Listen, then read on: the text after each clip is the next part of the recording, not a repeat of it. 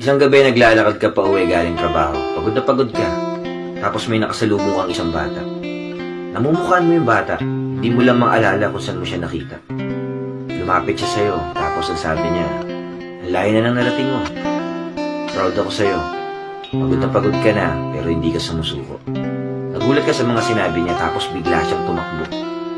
Paglingon mo, wala na siya sa paningin mo. Bigla mong naalala kung sino yung bata na yun. Ikaw pala yun 20 years ago. Pinapaalala niya lang sa'yo na magpatuloy ka lang. Minsan hanap tayo ng hanap ng motivation at inspirasyon. Pero hindi natin alam, sarili lang pala natin yung makakapagpamotivate sa atin. Paano kung makita mo talaga yung batang ikaw? Ano kayang sasabihin niya sa'yo? O ano kaya yung sasabihin mo sa kanya? Maging proud kaya kayo sa isa't isa.